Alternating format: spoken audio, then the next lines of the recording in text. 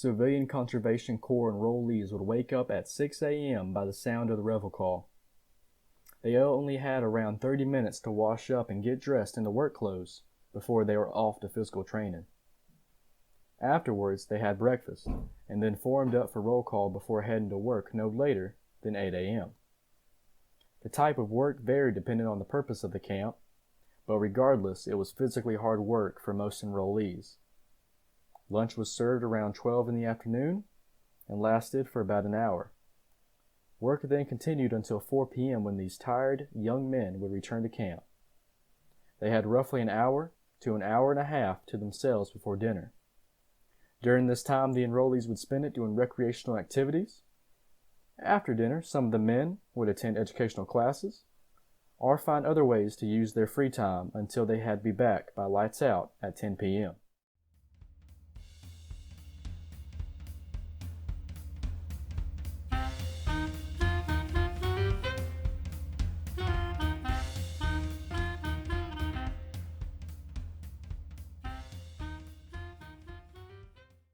Greetings and welcome to my podcast.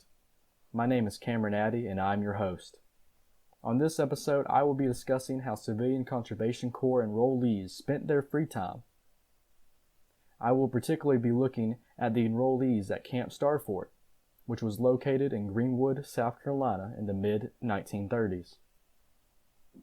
To add some background information first, the CCC, or the Civilian Conservation Corps, was a public work program created out of the New Deal with the goal of giving young men jobs on public projects, such as national parks, for example. The original name of the program was the Emergency Conservation Work, or ECW, program. The type of work that would be done by the CCC varied depending on each company and which agency was in control of that company. Now, with that being said, this podcast is, of course, promoting the upcoming museum exhibit that is focused on what life was like for CCC enrollees in Camp Starfort. But without further ado, let's get into it. When looking at their daily schedule, it becomes very clear that the enrollees did not have a lot of spare time, and how they decided to spend it was important to them. So to begin with, when did they have free time? Well, the average downtime for enrollees can be composited into 3 different types. First, they had time in between getting off work and dinner, then proceeding their dinner until lights out at 10 p.m. Second, enrollees were usually off during the weekend unless they had to make up some work due to bad weather during the week. And thirdly, there were always special occasions which included leave provisions and holidays. In between returning from work and dinner, many enrollees would spend that time participating in sports, such as baseball, football, or basketball. Basketball was the favorite among the men at Camp Starfort, and their team name was the Starfort Basketeers. Many other camps had sport teams too, which would play against each other or against local high school teams. However, athletic activities usually were just played casually. For enrollees who did not want to participate in sports, there were other recreational opportunities like swimming, which of course depended on the weather. There was pool, playing cards, checkers, table tennis, dominoes, or even reading a good book or periodical from the mobile library. There were even clubs that enrollees could join. For example, at Camp Starfort, there was the Cotillion Club, whose purpose was to, and I quote, promote wholesome dancing and recreational entertainment for the men of the company, end quote.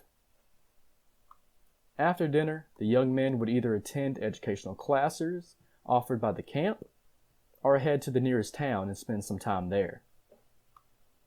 Some educational courses offered at Camp Starfort were basic educational classes.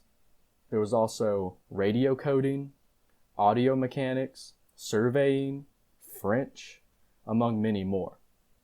While in town, the young men would meet some girls, see a movie, or just spend their $5 monthly allowance on whatever they wanted. As long as they were back in camp by lights out, then this was perfectly fine. Now, if there was no work to be made up, then enrollees would have the weekend off. Saturday was commonly spent playing sports or other group activities that were singing or drama related. As stated earlier, dances were another popular affair on the weekend. Some camps even had swing bands. During weekends, it is not hard to suspect that these young men would go into town and repeat some of the previously mentioned pastimes that they would get into during the week. For those who wanted to partake in something other than sports or group events, then another option was journalism. Many enrollees took journalism courses at the camp and wrote for Happy Days, the national CCC newspaper. Also, many camps had their own newspaper that enrollees could write for, such as the Star Fort Centennial, which was the camp newspaper for Camp Star Fort. Religious services were a big part of Sundays. Most camps had full-time CCC chaplains and/or part-time clergymen, and perhaps volunteer clergy too, depending. Camp Star Fort had a chaplain by the name of Jack P. Morrison, who initiated the camp religious programs. The enrollees would take part in these programs, and the chaplain's volunteers would bring inspirational messages in the form of song or speeches. They would listen to the sermons, have counseling sessions with the clergy, and even have one of the ordained clergy marry them to a local girl, though this was not often. The last type of free time that the enrollees would get would be on special occasions. It is apparent to note that enrollees were given generous opportunities to leave camp and visit their families once a month, even if just for a short time. Another chance of seeing their families was during the re-enlisting period, where enrollees were given a 6-day paid leave of absence in between moving on to their next tour of duty. Holidays were also an opportunity to get time off.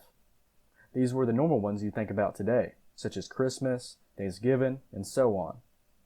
These young men enjoyed their holidays, as shown in one volume of the Star Fort Centennial, where it reads, and I quote, "Do black-eyed peas and hog jole for dinner on New Year's Day spell success throughout the year for those eating the same? If so, success and good luck for every man and official in Camp Star Fort is a sure thing during 1936." End quote.